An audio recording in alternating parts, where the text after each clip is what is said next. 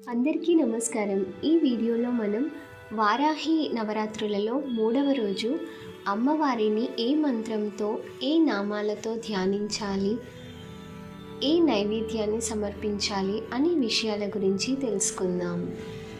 ఈ సంవత్సరం జూలై 8 సోమవారం ఉదయం నుంచి మధ్యాహ్నం లోపల సర్వ సంక్షోభణ చక్రదేవతలను ప్రార్థించి పూజించాలి. వారాహి అమ్మవారి చిత్రపటం లేకపోతే శ్రీ లలితాదేవి చిత్రపటం ముందే పూజనాచరించవచ్చు.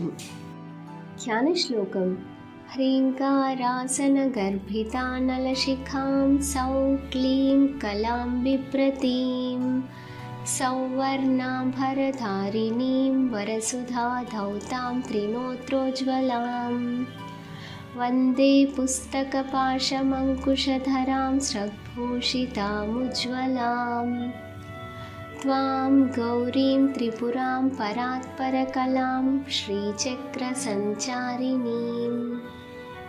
ఈ శ్లోకంతో అమ్మవారిని ధ్యానించిన తర్వాత ఇప్పుడు నేను చెప్పబోయే నామాలను పఠిస్తూ జగన్మాతను ధ్యానించాలి.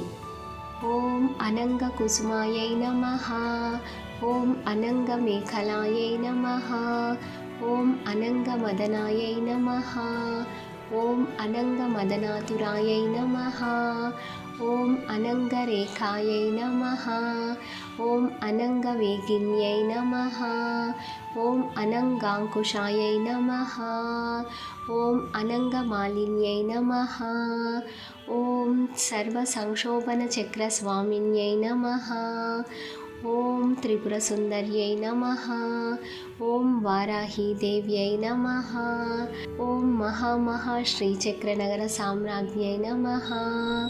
నమస్తే నమస్తే నమస్తే నమః. సర్వ సంక్షోభన చక్ర యోగినులను గుప్తతర యోగినులు అంటారు. ఈ సర్వ సంక్షోభన చక్రము షట్చక్రాలలోని మణిపూరక చక్రానికి ప్రతీక. శ్రీ లలితా సహస్రంలోని 102, 103 శ్లోకాలలోని మణిపూరక చక్ర నివేదనమైన గూడాన్నమును ఈ రోజున నివేదించాలి. గూడాన్నము అంటే బియ్యమునకు 4వ వంతు బెల్లము, 2వ వంతు పాలు వేసి ఉడికించి చివరలో ఆవు నెయ్యి, పచ్చి కొబ్బరి తురుము, అరటి పండ్లు, యాలకుల పొడి వేసి తయారు చేయాలి. ఈ విధంగా వారాహి అమ్మవారిని 3వ రోజు భక్తి శ్రద్ధలతో పూజించి అమ్మవారి అనుగ్రహాన్ని పొందండి.